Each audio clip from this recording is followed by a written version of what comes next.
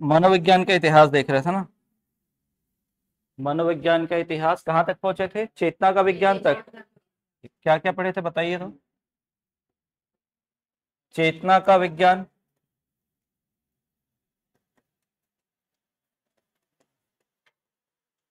Science of consciousness, कौन लेकर आए थे वाला कॉन्सेप्ट? William Wundt. फिर उसके बाद कौन इसमें मेन रहते हैं ये बताओ, मतलब कौन कौन इसको सपोर्ट करते हैं? जेम्स और टीचनर, और भी लोग होते हैं, दो नाम याद रखना है।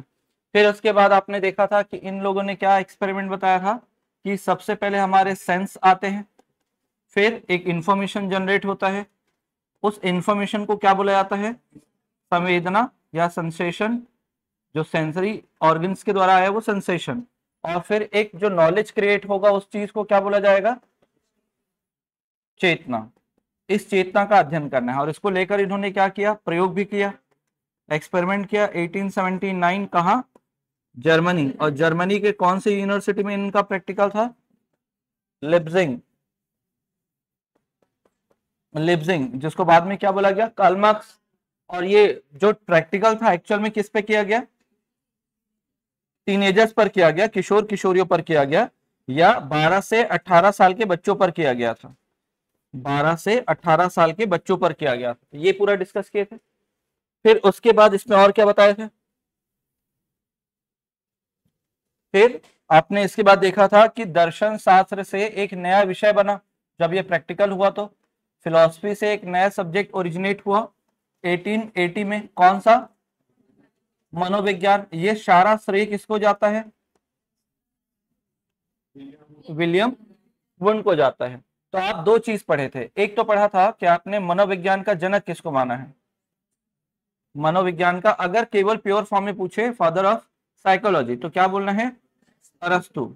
और दूसरा अगर पूछा जाए कि आधुनिक मनोविज्ञान के आधुनिक जनक कौन है, या आधुनिक मनोविज्ञान के जनक कौन है, तो पहला प्रायोरिटी हमेशा किसको देना है? वुंट को देना है। और सेकंड प्रायोरिटी किसको देना है? William James. William James. यहां तक डिस्कस किए थे। आगे भी बताए थे क्या? कुछ नहीं बताया था ना। चलो आगे देखते हैं। दो साइकोलॉजिस्ट थे जिन्होंने अपना अपना अलग अलग कॉन्सेप्ट दिया।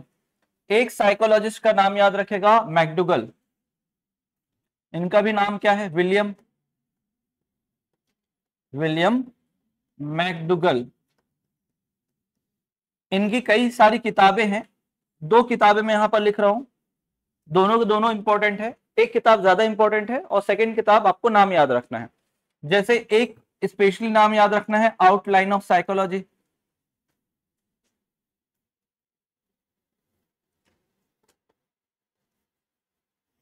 साइकोलॉजी।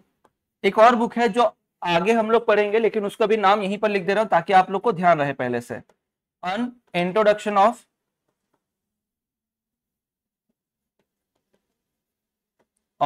Social psychology. दोनों बुक का नाम याद रखना है। स्पेलिंग समझ में आ रहा है ना?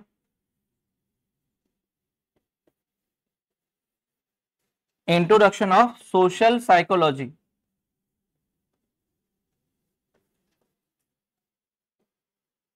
इन दोनों बुक्स में आपको क्या पता चलेगा? तीन कॉन्सेप्ट के बारे में पता चलता है। एक पहला क्या कि व्यवहार शब्द का प्रथम प्रयोग, व्यवहार शब्द का प्रथम प्रयोग हुआ। पहली बार इंट्रोड्यूस हुआ कौन सा वर्ड? बिहेवियर। साइकोलॉजी में पहली बार यूज हुआ कौन सा? Behaviour word. कब? 1908 के आसपास में। मतलब अभी बीच में क्या चल रहा है आपका? वुंड का कॉन्सेप्ट चल रहा है, चेतना वाला। लेकिन ये अब क्या जोड़ते हैं? मनोविज्ञान के साथ व्यवहार को जोड़ रहे हैं। अगला इन्होंने क्या बताया था? मूल प्रवृत्ति के बारे में बताया था। कितने होते हैं मूल प्रवृत्ति? 14। बेसिक नेचर बोल सकते हैं या बेसिक इंस्टिंक्ट। 14 बेसिक इंस्टिंक्ट के बारे में बताया था किसने? विलियम मैकडुगल ने। और इन्होंने क्रिटिसाइज किया था किसको? चेतना। आलोचना किया था कौन से कॉन्सेप्ट का? चेतना। चेतना के विज्ञान का इन्होंने क्रिटिसाइज किया था। तो क्रिटिसाइज क्या बोलकर किया था कि चेतना नामक कोई भी चीज नहीं होता, केवल और केवल जो है वो क्या होता है, व्यवहार होता है। क्या होता है, व्यवहार। तो ये इनका कॉन्सेप्ट आया। तो पहला क्रिटिसिज्म किससे स्टार्ट हुआ, मैकडूगल से। मैकडूगल ने पहले क्रिटिसाइज किया कौन से कॉन्सेप्ट को, चेतना। फिर उसके बाद अगर देखते हैं कि दूसरा नाम याद रखना है, सिगमंड फ्राइड। सिगमंड फ्राइड कौन थे, सिगमंड फ्राइड साइकोलॉजिस्ट है, अगर मान लो मनोविज्ञान पढ़ रहे हैं तो मनोविज्ञान ही, साइकोलॉजिस्ट है। लेकिन ये स्पेशली अगर देखा जाए तो कहां से है, ऑस्ट्रिया, यूरोपियन कंट्री एक, वियना। और यहां पर क्या है, ये मनोचिकित्सक है। क्या है, मनोचिकित्सक, साइकोलॉजिस्ट, जो असाइलम में काम करते हैं। असाइलम मतलब क्या होता है आपका, पागल खाना।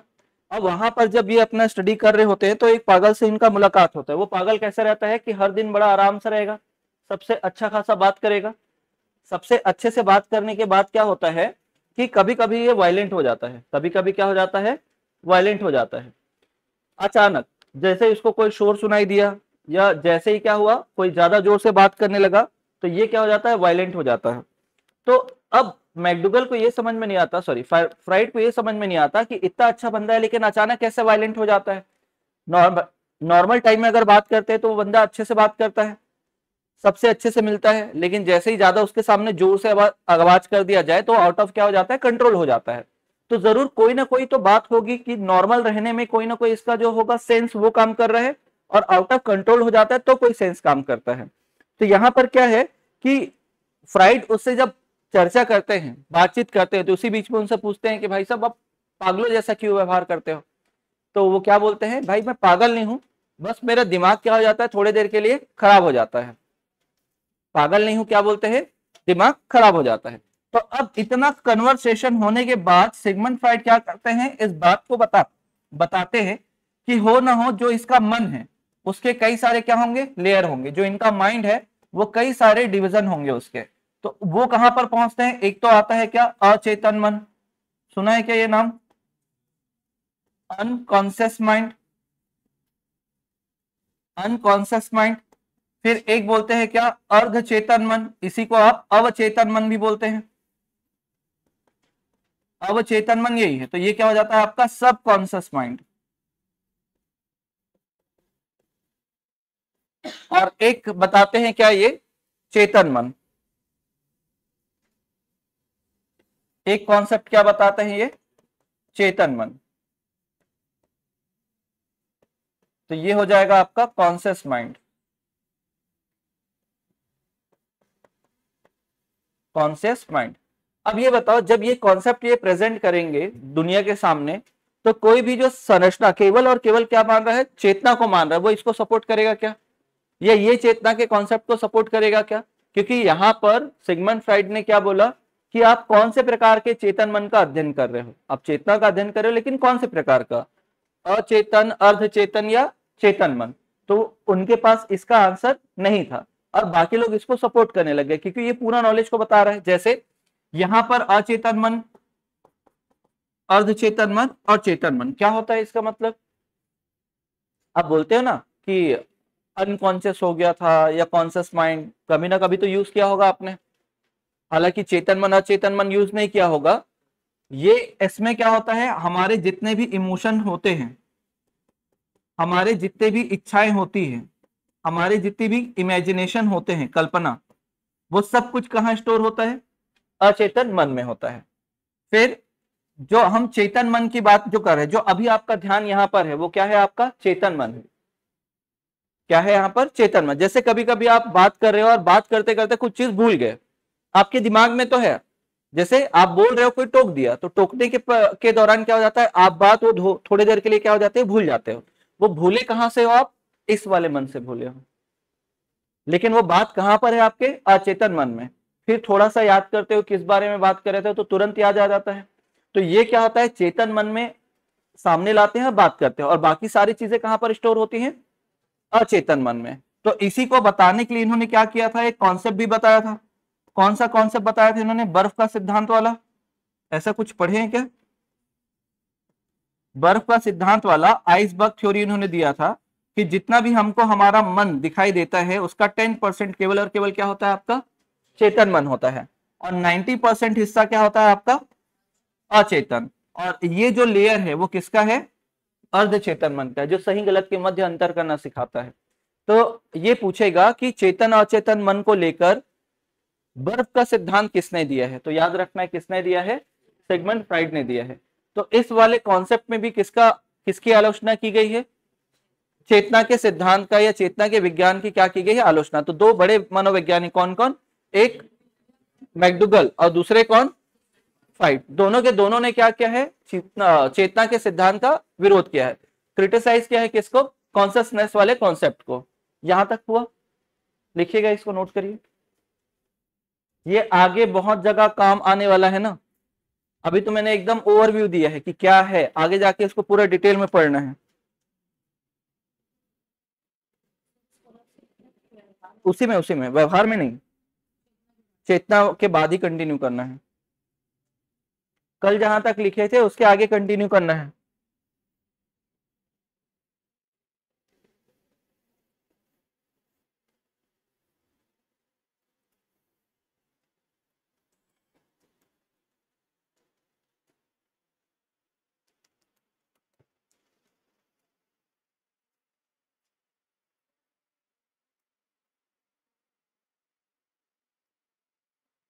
धीरज आप किसमें कंफर्टेबल हैं, ऑनलाइन या ऑफलाइन। देखिए ऑफलाइन में बस ये है कि आप कंसंट्रेशन ज़्यादा अच्छे से कर पाएंगे, ऑनलाइन में ये होगा कि आप टालोगे क्लास को। अब यहाँ आने की सुविधा है, रहने की सुविधा है, तो आप ऑफलाइन भी ज्वाइन कर सकते हैं। आपके पास दो ऑप्शन रहेंगे, रायपुर और बिलासपुर।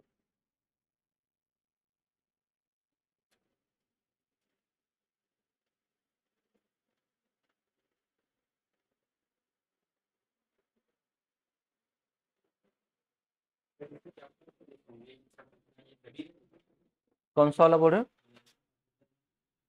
अचेतन मन।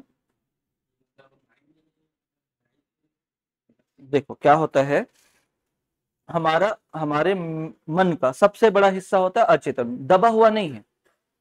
हमारे नॉलेज में, हमारे मन में इतनी सारी जानकारियां हैं जिसको हमको पता भी नहीं है, तो वो सारा का सारा जानकारी कहाँ स्टोर होता है, अचेतन मन में। जैसे अब मैथ्स का क्लास हो गया, अब मैथ्स के क्लास में मैं आपको बोलूंगा, एक क्वेश्चन बनाया, क्वेश्चन सॉल्व करने दिया कि चलो साधारण ब्याज का क्वेश्चन सॉल्व करते हैं, ठीक है। तो साधारण ब्याज का फॉर्मूला कौन सा है, मूलधन मूलधन गुणित दर गुणा समय, PRT/100। तो अभी तो नहीं पढ़ रहे थे, लेकिन वो था कहाँ, यहां पर था। अब उसको याद किए तो कहाँ आ गया वो, चेतन मन में। तो हर चीज स्टोर कहां पर होता है, जब जिसकी जरूरत पड़ती है वो कहाँ आता है, फिर वो चेतन, मतलब ये पूरा स्टोरेज है हमारा, हर चीज यहाँ स्टोर करके रखते हैं, जब इसका नीड होता है तो कहाँ आता है, चेतन मन में। अब कोई नॉलेज अगर पहली बार पढ़ते हैं तो वो कहां पर स्टोर होता है, अब जैसे जैसे जितने बार रिवीजन करते जाओगे वो कहाँ चले जाएगा, अचेतन मन में। वो चीज नहीं भूलोगे फिर आप। जैसे गाड़ी चलाना जब पहली बार सीखते हैं तो क्या होता है, गियर लगाने के लिए नीचे देखते हैं, ब्रेक लगाने के लिए नीचे देखते हैं, है ना, ब्रेक अगर हाथ में तो हाथ को देखते हैं ब्रेक लग रहा है कि नहीं करके। लेकिन उसके बाद जब इतना ज्यादा प्रैक्टिस हो जाता है वो कहाँ चले जाता है पूरा जानकारी, अचेतन मन में। आपको ये देखने की भी जरूरत नहीं है कौन से नंबर के गियर, जैसे आप लगाते तो आपको पता चल जाता है पहले में है, दूसरे में, तीसरे में है करके।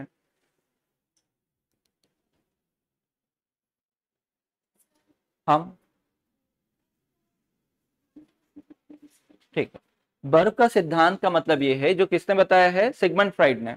जैसे अभी आप यहाँ पर कॉन्सेंट्रेट कर रहे हो, जैसे आप अभी पूछ रहे हो सर ये क्या है, क्योंकि आपको नहीं समझ में आया, तो ये आप कौन से मन का यूज कर रहे हो, चेतन मन का। जैसे एक और कॉन्सेप्ट, अगर मैं बोलूं, एक आपने लाइन सुना होगा, टैग लाइन सुना होगा, तुम मुझे खून दो मैं तुम्हें आजादी दूंगा, किसने बोला है, सुभाष चंद्र बोस। क्या आजकल दो तीन दिन में, 4-5 दिन में आपने ये पढ़ा है क्या, या पूरे एक महीने में कभी पढ़ा है क्या, नहीं। लेकिन आपको याद है क्योंकि ये चीज कहां पर स्टोर है, अचेतन मन में। जब आपने सुना तो तुरंत कहां क्लिक कर गया माइंड, तुरंत क्लिक किया और वो जानकारी कहां आ गई, चेतन मन में आ गई। तो इसमें बहुत सारी जानकारियां हमारे पास क्या है, स्टोर होती है। इसके लिए बोलते हैं नॉन कैलकुलेटिव डेप्थ, बोलते हैं अगणितीय गहराई, बोलते हैं कि इसमें कितना नॉलेज है किसी को नहीं पता। तो ये क्या होता है, इसको बोलते हैं क्या, सिगमंड फ्राइड, अगर इसको परसेंटेज वाइज अगर कैलकुलेट करें तो 90% हमारे पूरे मन का कौन सा हिस्सा होता है आपका, अचेतन मन, और 10% क्या होता है, चेतन मन। अब इसको रिलेट करते हैं किससे, अगर आप बर्फ को, बड़े से बर्फ के टुकड़े को पानी में डुबाओगे ना, तो ऊपर हिस्सा केवल थोड़ा दिखाई देता है और नीचे पूरा डूबा रहता है। तो उसी कारण कंपेयर किया जाता है कौन से थ्योरी से, बर्फ सिद्धांत से या आइसबर्ग थ्योरी से। आइसबर्ग थ्योरी से इसको क्या किया जाता है, कंपेयर किया जाता है। थोड़ा बहुत समझ में आया?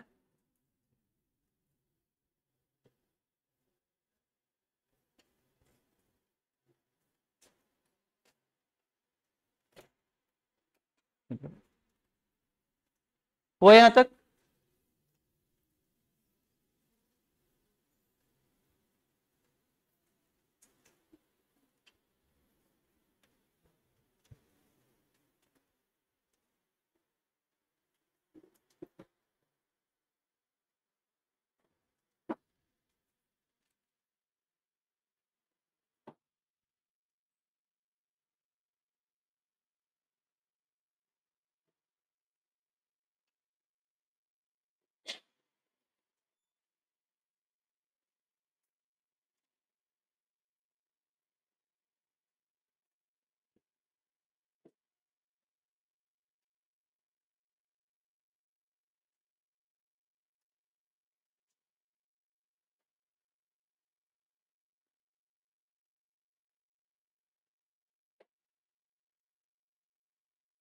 अच्छा,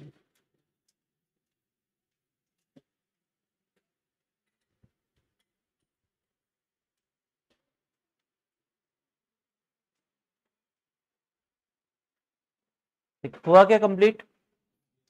ठीक है, अच्छे से याद रखिएगा दोनों बुक का नाम, एक आउटलाइन ऑफ साइकोलॉजी और दूसरा क्या है, अन इंट्रोडक्शन ऑफ सोशल है ना, सोशल साइकोलॉजी। तो अभी तक मेरे ख्याल से हम लोग 3 बुक का नाम पढ़े हैं, ये तीसरा है। इससे पहले कौन सा बुक का नाम पढ़े थे, साइकोलॉजिया। कौन सा बुक का नाम पढ़े थे, साइकोलॉजिया। यहां तक क्लियर है? ऑस्ट्रिया मनोचिकित्सक है, पागलों के डॉक्टर है, कहाँ काम करते थे, ऑस्ट्रिया का कैपिटल है वियना, वहां पर एक काम करते थे। ये वाला कॉन्सेप्ट, इसके अलावा और भी कॉन्सेप्ट दिया है, पढ़े तो आप लोग सब हो लेकिन याद नहीं होगा। जैसे इलेक्ट्रा ऑडिपस सुना होगा आपने, इलेक्ट्रा ऑडिपस सुने कि नहीं सुने हैं? नहीं सुने हैं? हाँ, इलेक्ट्रा ऑडिपस सुने हैं। चलो, व्यक्तित्व के 3 प्रकार सुना होगा आपने, इड, ईगो, सुपर ईगो। वो भी सिगमंड फ्राइड का ही है। किसका है वो, सिगमंड फ्राइड का है। ऐसा लग रहा है पहली बार जानकारी मिल रही है, यहीं पर सबको ब्रह्म ज्ञान मिलेगा। कॉलेज में तो कुछ पढ़े नहीं है ना, सब एनए वाले हैं, नॉन अटेंडेंस वाले हैं ऐसे। चलो नेक्स्ट, अगला देखिएगा, ये जो चेतना वाला सिद्धांत है इसका क्या होने वाला है, वापस से विरोध होने वाला है। किस बेसिस पे वापस से क्रिटिसाइज होगा, किस बेसिस पे, सेम, क्या चेतना दिखाई देता है, क्या विजिबल है, क्या नहीं, नहीं है। सेकंड, क्या कोई आकार की जानकारी पता चली, क्या साइज के बारे में कोई जानकारी पता चली, नहीं। कोई ना कोई एक तो होना चाहिए, लेकिन यहां पर प्रयोग हुआ था, यहां पर क्या हुआ था, एक्सपेरिमेंट हुआ था, लेकिन क्या एक्सपेरिमेंट सभी पर हो पाया, है ना, खाली टीनेजर्स पर हुआ था। तो क्या इसको पूरे पूरे मानव के लिए बोलना चाहिए कि मानव को समझना है तो आप चेतना को फॉलो करो, नहीं। तो केवल क्या हो पाया था, केवल टीनेजर्स पर हो पाया था। तो इस कारण इस कॉन्सेप्ट को क्या कर दिया गया, हटा दिया गया। तो अब ये कॉन्सेप्ट हटेगा और इसको हटाकर कौन सा कॉन्सेप्ट आएगा, व्यवहार। कौन सा कॉन्सेप्ट आएगा, व्यवहार। और लेकिन व्यवहार शब्द पहले कौन लेकर आएंगे, विलियम मैकडूगल व्यवहार शब्द लेकर आते हैं। अब उस पर रिसर्च होगा और फिर आएगा व्यवहारवाद, फिर आएगा क्या, व्यवहारवाद। ये नोट करिएगा, फिर अगले पेज में जाएंगे। ये तो नोट कर ही लेंगे ना, 2 बार लिख चुके हैं ऑलरेडी। चेतना मतलब पहले क्या है, दृश्य नहीं है, फिर आकार के बारे में कोई जानकारी नहीं है, फिर उसके बाद कोई भी प्रयोग हुआ, लेकिन केवल किस पर हुआ, टीनेजर्स पर हुआ।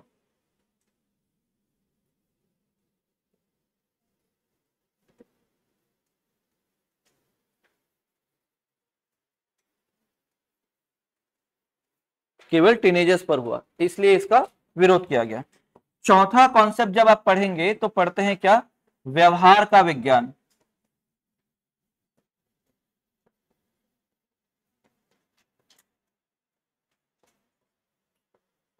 Science of behaviour, science of behaviour. तो साइंस ऑफ बिहेवियर जो है वो कौन लेकर आते हैं? वॉटसन, जेबी वॉटसन, जॉन ब्रोडस वॉटसन। और इसको समर्थन कौन करते हैं? यहां पर जितने भी लोगों का नाम अभी आप लिख रहे हैं सबको याद करना है, सब आगे बार बार आपको मिलेंगे। सबसे पहले कौन? स्किनर। फिर आगे चलकर क्या जुड़ते हैं इसमें? पावलोव,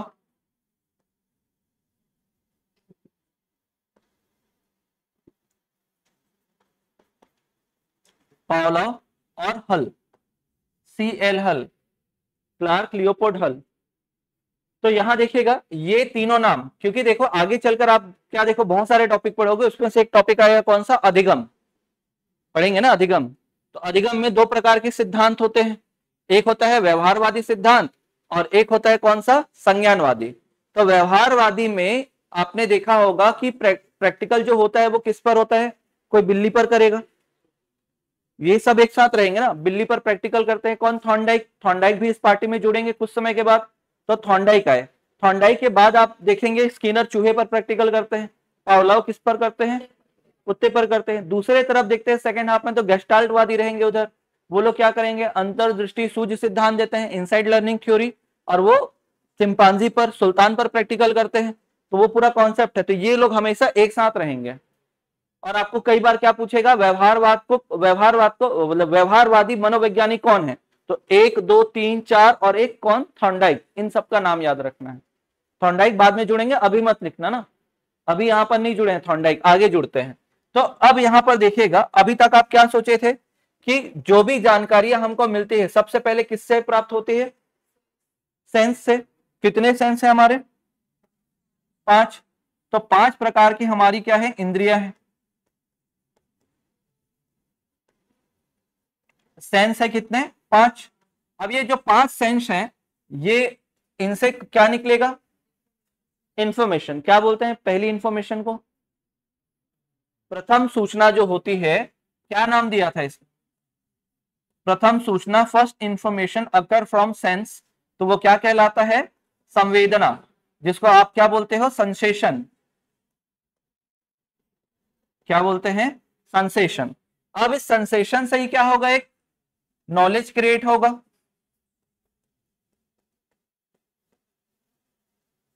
क्या होगा? नॉलेज क्रिएट होगा। और उसी नॉलेज को आपने क्या बोला था? कॉन्शसनेस। क्या बोला था आपने? कॉन्शसनेस बोला था। अब इसके बाद देखते हैं क्या आगे। यहां तक तो पहले ही बता दिए थे कौन? यहां तक की जानकारी कौन दे दिए थे? चेतना वाले कॉन्सेप्ट नहीं आ गया था। अब आगे का एक और स्ट्रक्चर बनेगा। आगे जो स्ट्रक्चर बनेगा वो होगा चेतना का कार्य, चेतना के कार्य, मेंटल प्रोसेस, मेंटल प्रोसेस या मानसिक विकास भी बोलते हैं, मानसिक प्रक्रिया। अब मानसिक प्रक्रिया के बाद ही हमारा क्या आता है? व्यवहार। अब इसको एक शॉर्ट टर्म में समझने की कोशिश करेंगे। बिहेवियर। देख, सबसे पहले आपको इंफॉर्मेशन मिला कहां से? इंद्रियों से। तो कल जैसे मैंने समझाया था कि आपको क्या होने लगा? आपके बॉडी में एनर्जी की कमी होने लगी। क्या फील हो रहा है आपको? एनर्जी की कमी। अब ये एनर्जी की अगर कमी हो रही है तो वो क्या बताएगा आपको कि आपको क्या लगा है? भूख। अब जैसे ही आपको भूख लगा है तो आप किसके बारे में सोचोगे? इसका सॉल्यूशन क्या है? खाना। मतलब क्या सोचोगे? भोजन होना चाहिए भाई। किसके बारे में सोचोगे? केवल सोच सकते हो, है ना। लेकिन अगर आपको मैंने खाता हुआ देखा, जैसे अभी आपको भूख लगे और आपके पास बिस्किट चॉकलेट कुछ भी रखा हो, 1 डेढ़ घंटे बाद आप क्या करोगे? चुपके से बैग खोलोगे, एक आध चॉकलेट का टुकड़ा या बिस्किट खाओगे। तो पहले तो आपको क्या फील होगा? पहले इंद्रियों के माध्यम से जो सूचना मिल रही है वो क्या है? आपका संवेदना। संवेदना से फिर आप क्या करोगे? आप किसके बारे में आपको पता चला कि भूख लग रहा है, संवेदना से जो नॉलेज क्रिएट होगा वो क्या लग रहा है? भूख। अब फिर उसके बाद किसके बारे में सोचोगे? खाने के बारे में। तो आपके बैग में मान लो बिस्किट रखा है, तो वो आप क्या बोलोगे? जैसे ही ब्रेक मिलेगा खा लेंगे। तो आप सोच रहे हो ना, आपका मेंटल प्रोसेस क्या बोल रहा है? खाना है, अब खाना है। तो ये चीज मैं देख पा रहा हूं क्या? ये चीज दिख रहा है क्या? नहीं। ये अभी भी क्या है, इनविजिबल है, अमूर्त रूप में है। अब क्या होगा, जैसे ही मैंने आपको भोजन करते हुए देखा, भोजन करना तो करते हुए देखा मैंने आपको, तो ये आपके व्यवहार में, तो मैं क्या बोलूंगा, भूख लग रहा है तभी आप कर रहे हो। इससे पहले तक मुझे कोई जानकारी हो रही थी क्या अभी तक? नहीं। तो अब ये किसी भी के पर्सन में, मतलब जो टीनेजर्स है वो तो रहेंगे रहेंगे, ओवरऑल सब पर लागू होगा। छोटा बच्चा अगर रो रहा है, पैर वैर चला रहा है, तो कोई ना कोई नीड होगा। बुजुर्ग अगर कुछ कर रहा है तो भी कोई ना कोई नीड होगा। अगर कोई चिड़चिड़ा कर बात कर रहा है तो भी अपन समझ जाएंगे कि कोई ना कोई प्रॉब्लम है। मन में अगर कुछ सोच रहा है तो कहीं ना कहीं उसके व्यवहार में क्या दिखेगा, परिवर्तन दिखेगा। तो इसको और इसको हम ठीक से आइडेंटिफाई नहीं कर पा रहे थे। सबसे अच्छा आइडेंटिफाई किसको कर पाएंगे, व्यवहार को। इस कारण इस संप्रदाय ने मनोविज्ञान में किसको महत्व माना, व्यवहार को। तो इस ग्रुप ने क्या बोला कि अगर किसी भी पर्सन को समझना है तो किसको देखना पड़ेगा, व्यवहार को। इससे पहले वाले क्या बोलते थे, उससे पहले वाले ने बोला था आत्मा देखेंगे। उसके बाद सबसे पहले वाले ने क्या बोला था, आत्मा, फिर बोलते हैं मन मस्तिष्क, फिर उसके बाद आता है क्या, चेतना, और अब सबसे लास्ट में क्या पहुंचे, व्यवहार में पहुंचे। यहां तक समझ में आया? तो इस संप्रदाय का मानना था कि मनो, या लिखिएगा, इसमें मनोविज्ञान हेतु, या लिखिएगा वाटसन के अनुसार,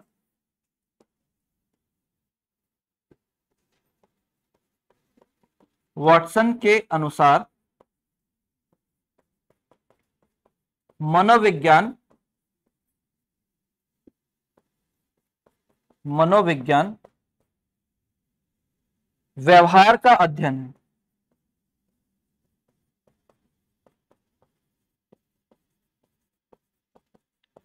according to Watson, psychology is a study of behaviour.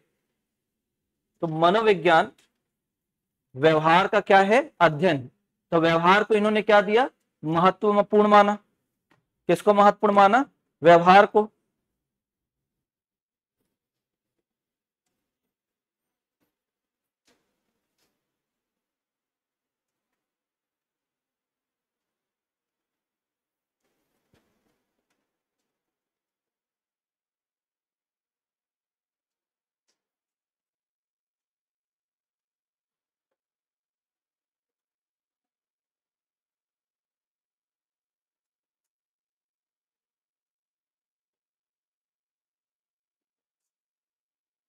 Watson के अनुसार मनोविज्ञान क्या है, व्यवहार का अध्ययन है। तो अब आपसे कोई पूछेगा कि मनोविज्ञान क्या है, तो क्या बोलोगे, व्यवहार का अध्ययन माना जाता है। अब किसके व्यवहार का अध्ययन, क्योंकि ये तो सब में अप्लाई होता है, लिविंग थिंग में भी होगा, मतलब लिविंग थिंग बोल रहा हूं, मतलब मनुष्य में भी होगा, ह्यूमंस में भी होगा, पशु पक्षियों में भी होगा। तो पशु पक्षियों में भी व्यवहार को देखकर ही तो पता लगाया जाता है ना, कि अगर उसको फीवर है तो उसके व्यवहार को देखकर पता लगा दिया जाएगा कि वो स्लो है, ज्यादा काम नहीं कर पा रहा है, या एक्टिव नहीं है, तो कोई ना कोई उसको प्रॉब्लम है, डॉक्टर के पास दिखाना पड़ेगा। तो ये यहां तक नोट करिएगा, फिर आगे बढ़ेंगे।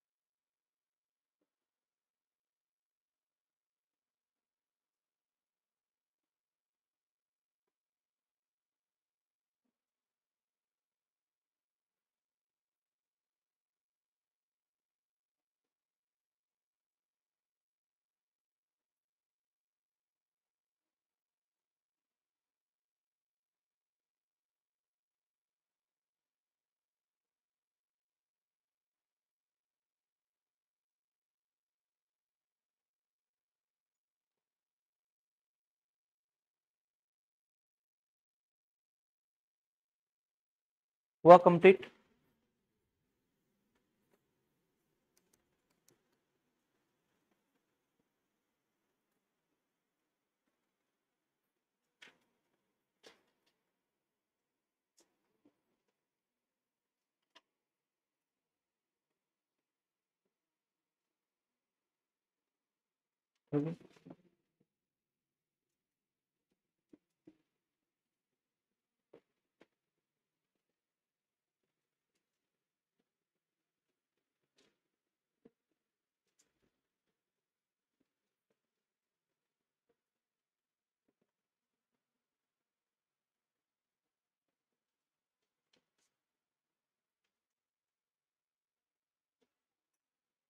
बढ़े आगे,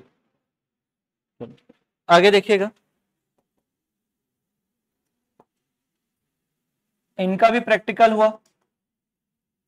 प्रैक्टिकल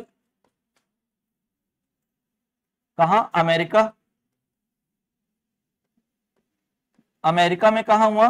तो कोलंबिया विश्वविद्यालय में।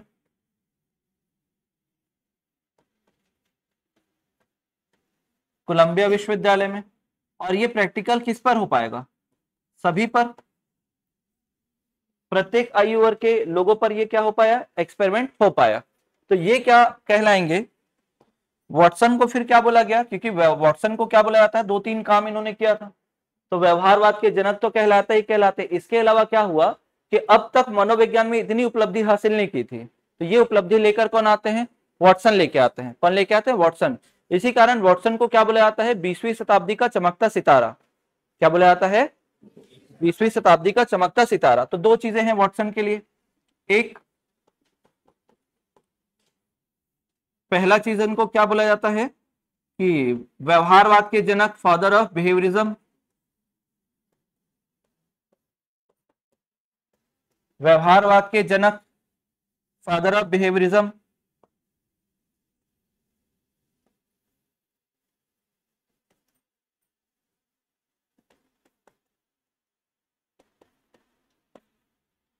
सेकेंड जो है वो याद रखिएगा, इनको 20वीं शताब्दी का चमकता सितारा कहा जाता है।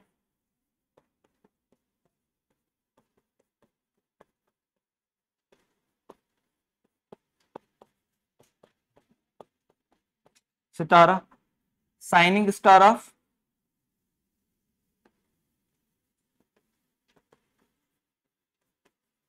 Shining star of 20th century.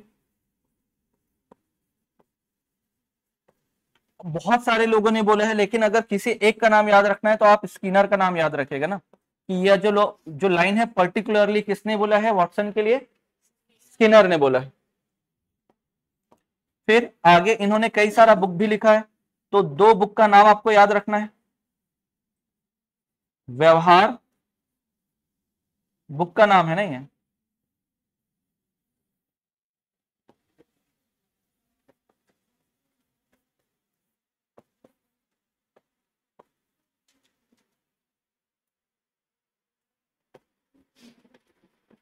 व्यवहार मनोविज्ञान की तुलनात्मक अवधारणा।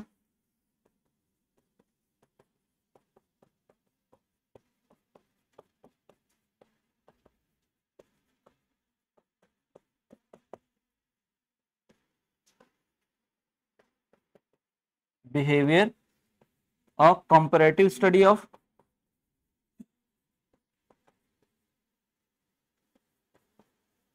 Study of psychology. और एक है व्यवहारवाद,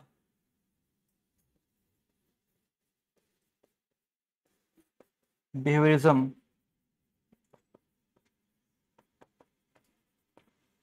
तो ये बोला जाता है ये पूर्णतः व्यवहार पर आधारित है।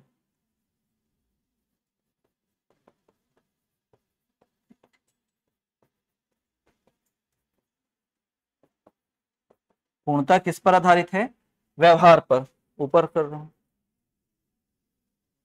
दिख रहा है ना सब?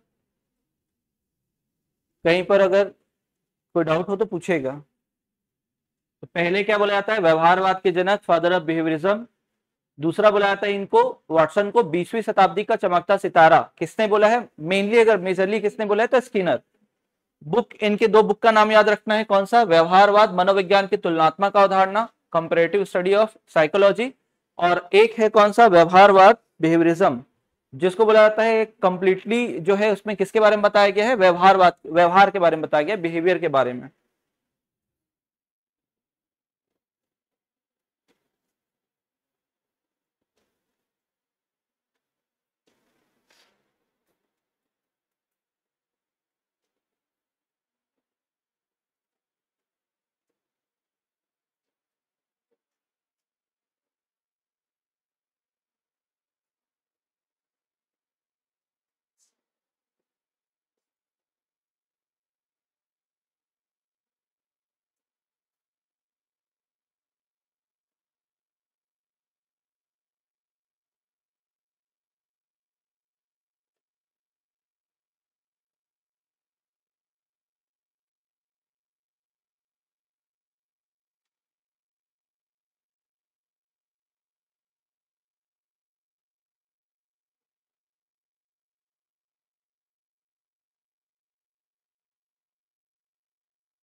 हुआ लास्ट में, बाकी जल्दी कंप्लीट करो।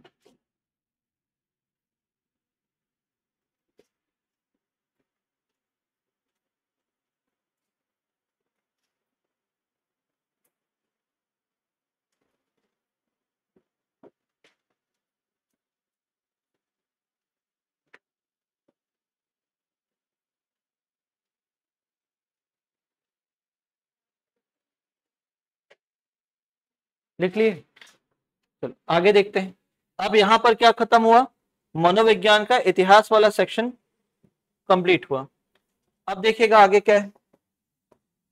तो मनोविज्ञान का इतिहास, मनोविज्ञान का इतिहास, इतिहास इसको लेकर क्या है, एक कथन बोला गया है। किसने बोला है? तो वुडवर्थ ने बोला है। स्टेटमेंट है किसका? वुडवर्थ। पढ़ा होगा आपने कि मनोविज्ञान ने पहले आत्मा, फिर मन और अंत में चेतना का त्याग किया।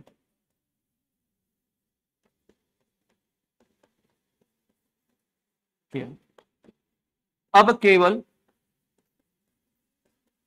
केवल व्यवहार बाकी है।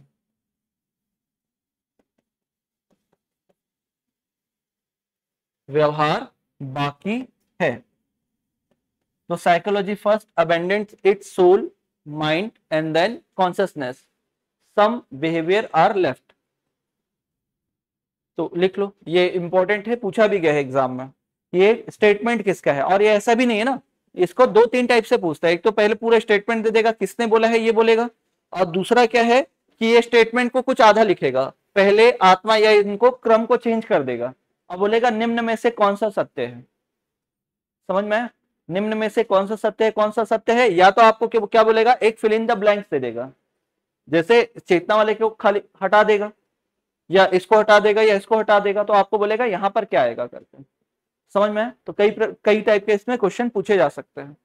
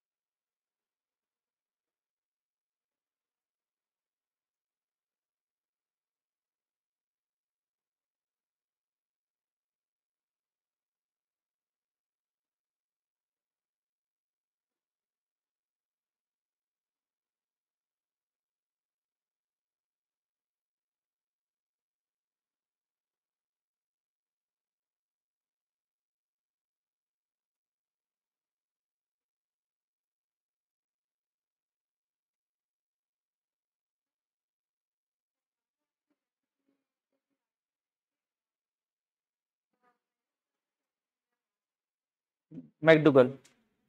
व्यवहार शब्द अगर बोलेगा तो मैकडुगल, व्यवहारवाद अगर बोलेगा तो वाटसन। हो गया यहां तक? अब देखिएगा आगे देखते हैं। एक तरफ आपने मनोविज्ञान का कौन सा वाला हिस्सा सेक्शन कंप्लीट किया, अभी इतिहास का हिस्टोरिकल बैकग्राउंड आपने कवर किया है। अब ये जो इतिहास है इसको भी क्या किया जाता है, दो भाग में बांटा जाता है। क्या बोला जाता है? एक तो पूर्व वैज्ञानिक काल, प्री साइंटिफिक एरा, और दूसरा होता है वैज्ञानिक काल। पूर्व वैज्ञानिक, प्री साइंटिफिक एरा, और एक रहेगा साइंटिफिक एरा। साइंटिफिक एरा क्यों बोला जाएगा वो समझो, मतलब अर्ली प्री साइंटिफिक एरा जब कोई मतलब कोई एक्सपेरिमेंट नहीं हुआ था, केवल क्या चल रहा था, कॉन्सेप्ट चल रहे थे, केवल क्या चल रहे थे, कॉन्सेप्ट। तो एक में आत्मा वाला कॉन्सेप्ट जाएगा, और कौन सा जाएगा, मन मस्तिष्क वाला, क्योंकि यहां पर कोई एक्सपेरिमेंट हुआ था क्या? नहीं। सेकंड जो फेज आया उसमें क्या हुआ, चेतना में एक्सपेरिमेंट हुआ, और किस पे एक्सपेरिमेंट हुआ, व्यवहार। तो अगर मान लो, एक तो हमने इतिहास को ही चार भाग में बांटा है, आत्मा, मन मस्तिष्क, चेतना और विज्ञान, लेकिन अगर इसके इतिहास को और कितने भागों में बांटा जा सकता है तो आप कितने भाग में बांट सकते हैं? दो। कौन कौन सा? पूर्व वैज्ञानिक काल और वैज्ञानिक काल, प्री साइंटिफिक एरा और साइंटिफिक एरा। प्री साइंटिफिक और ये हो जाएगा साइंटिफिक। अब देखते हैं क्या अगला हिस्सा जो आपको पढ़ना है वो क्या है? संप्रदाय, स्कूल्स ऑफ साइकोलॉजी।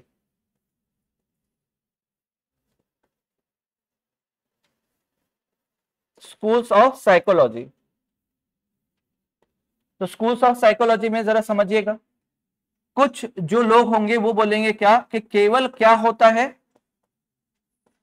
केवल और केवल क्या होता है? चेतना का अध्ययन करना चाहिए। किसका अध्ययन करना चाहिए? चेतना का। तो वो उनका जो ग्रुप बना वो अपने आप को क्या बोलने लगे? संरचनावाद। सिलेबस में है देखना संरचनावाद, इसी को बोलते हैं क्या आप? स्ट्रक्चरिज्म।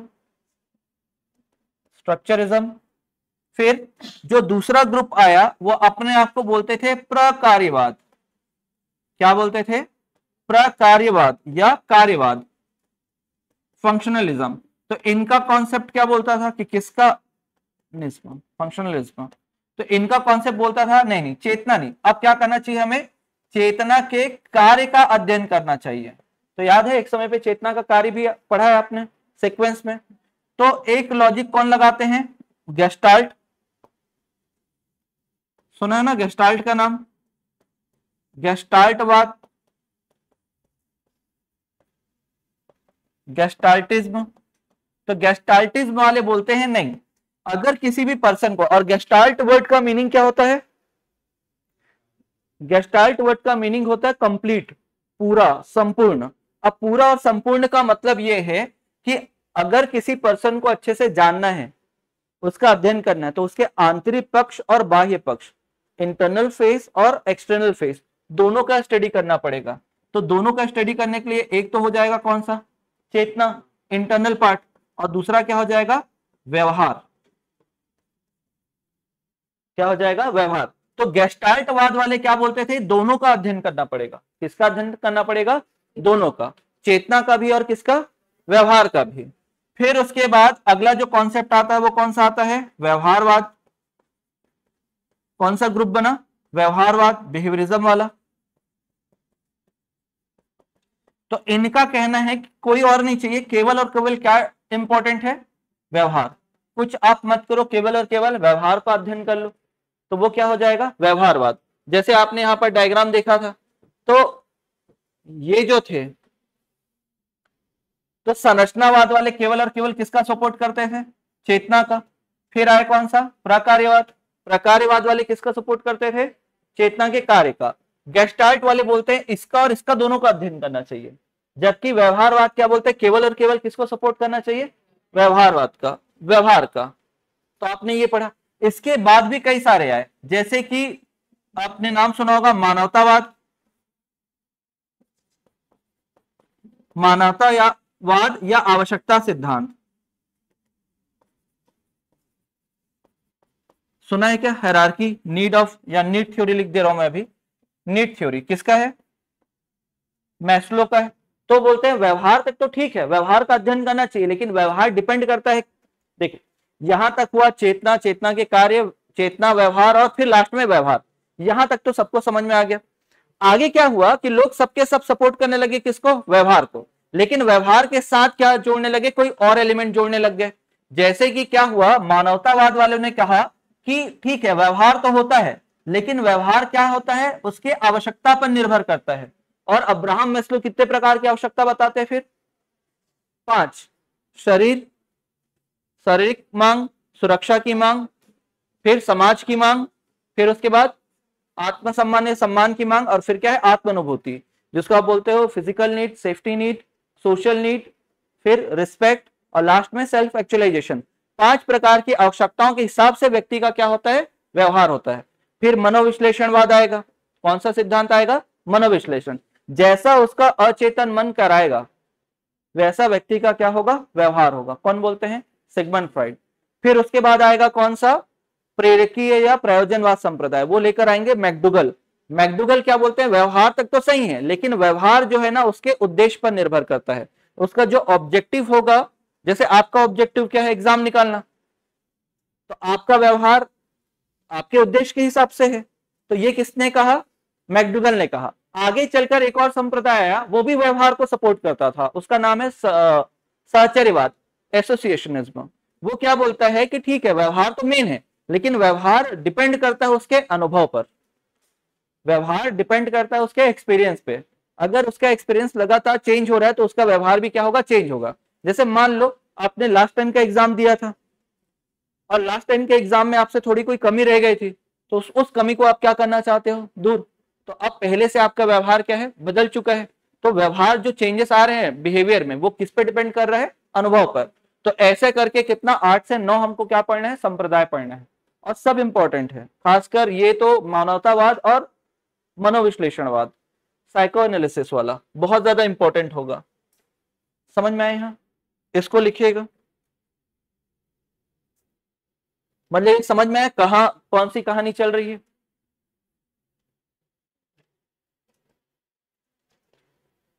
ये देख, यहां तक समझ में आ गया ना? मैं आगे लिख रहा हूं, उसको लिखिएगा, नोट करिएगा उसको, इसको मत करिए। यहां तक समझ में आया? मतलब अगला टॉपिक हमको क्या पढ़ना है? संप्रदाय। तो अगला मैं हेडिंग लिख रहा हूं सीधा, मनोविज्ञान के संप्रदाय, उसको नोट करिएगा।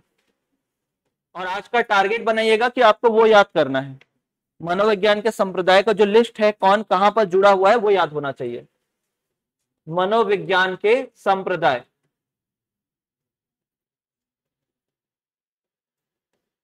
Schools of psychology. तो पहला जो है, अब डिफरेंट टाइप के जितने भी नाम होंगे मैं सब कुछ यही लिख दूंगा, आप लोग उसको याद करेंगे। पहला संरचनावाद, इसको याद होगा, अंतरदर्शन के नाम से पुकारा था किसने? वुंट ने। कल नाम पढ़े थे ना, अंतरदर्शन वर्ड यूज किए थे, इंट्रोस्पेक्शन। फिर निर्मितवाद भी बोलते हैं, फिर अंतर्निरीक्षण भी बोलते हैं,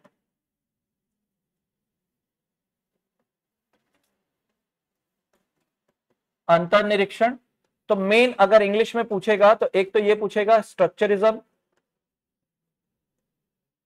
और इंट्रोस्पेक्शन, ये दो नाम पूछता है।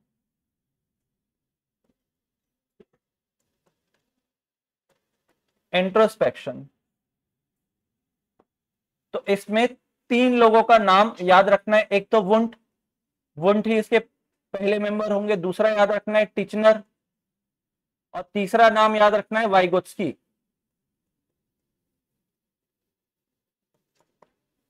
किसका नाम याद रखना है? वाइगोत्स्की का नाम याद रखना है। हाँ मैं लिख रहा हूं ना मनीष, फिर उसको नोट करिएगा। नेक्स्ट कॉन्सेप्ट है प्रकार्यवाद, जिसको कार्यवाद भी बोलते हैं।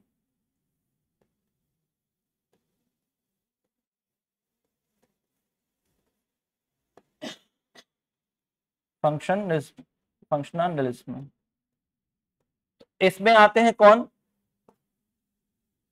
William James. जेम्स का नाम आपने कहां पढ़ा था वैसे?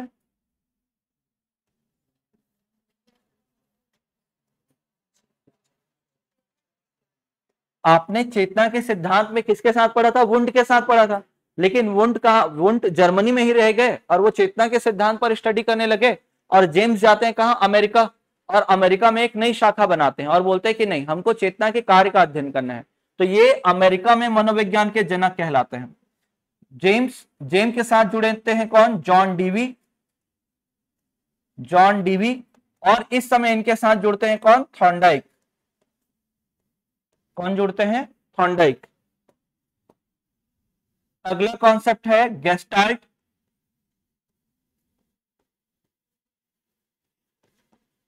गेस्टाल्टवाद, या इसी को बोलते हैं क्या? समग्र, समग्रवाद या संपूर्णवाद। गेस्टाल्टिज्म।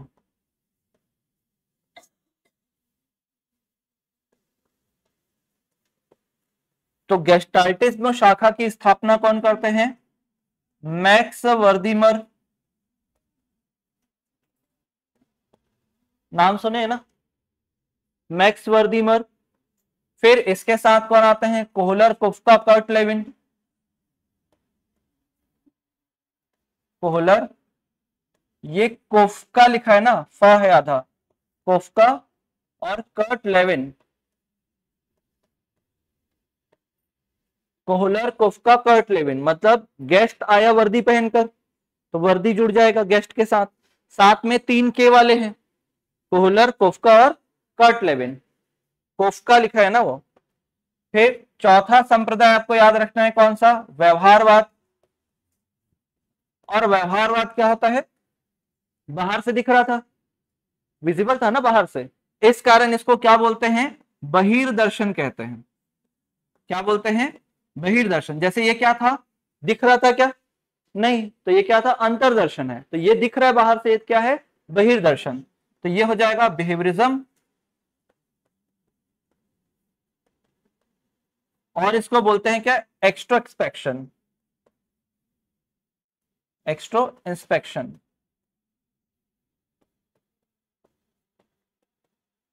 या एक्स्ट्रोपोलेशन भी बोलते हैं।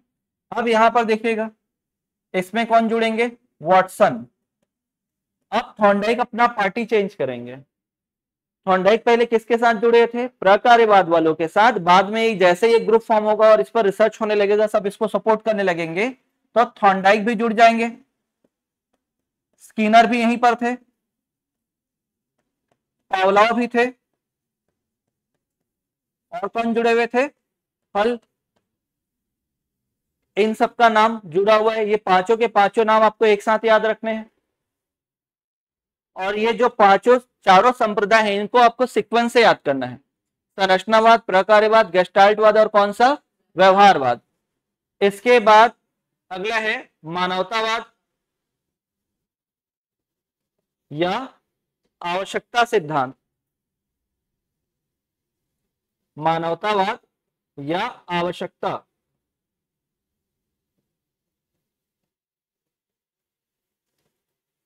सिद्धांत, ये है हायरार्की ऑफ नीड थ्योरी।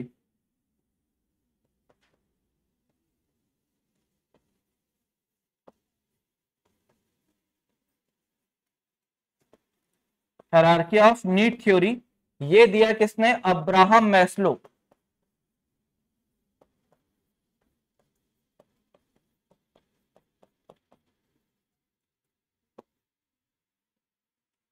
अगला नाम मनोविश्लेषणवाद,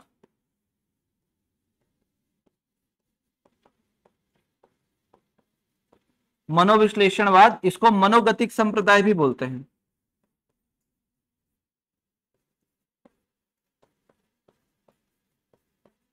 साइको एनालिसिस, और बोलते हैं साइको डायनेमिक।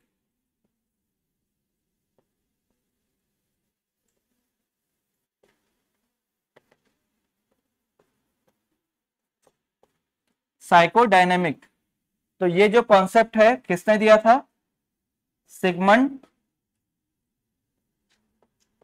फ्रायड।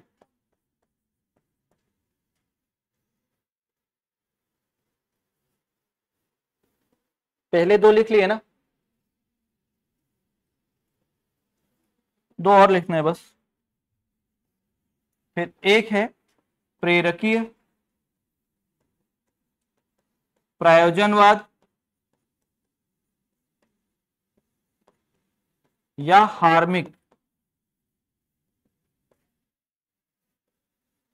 मोटिवेशनल,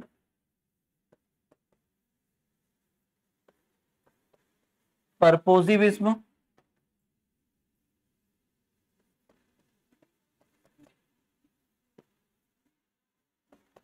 विस्म या हार्मिक, ये दिया था विलियम मैकडूगल ने। विलियम मैकडूगल, लास्ट साहचर्यवाद,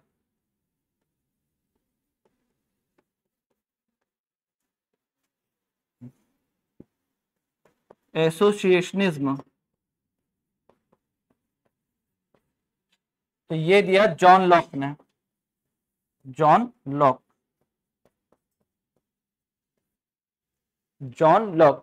ये सारा का सारा जो है आज का टारगेट लेके चलिएगा। आज आपको याद करना है, जो डिफरेंट नाम लिखे हैं वो भी याद करना है, कौन किसको लेके आया है वो भी याद करना है सब।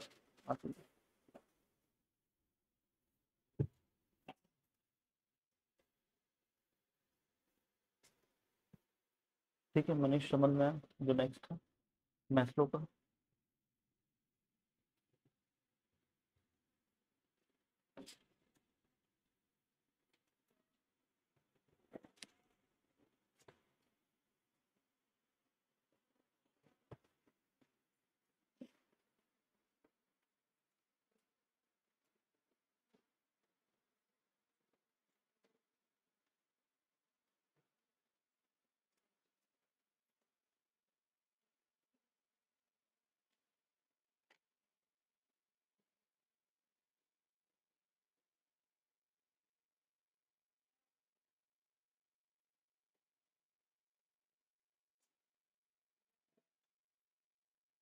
आज का टारगेट है आपका ये पूरे के पूरे 8 संप्रदाय आपको याद होने हैं, और दूसरा कौन कौन इसमें शामिल है ये याद करना है। ठीक है, नीचे तो नहीं करना है ना? पीछे तक इतने में दिख जाएगा, कल के क्लास में देखेंगे इसके आगे।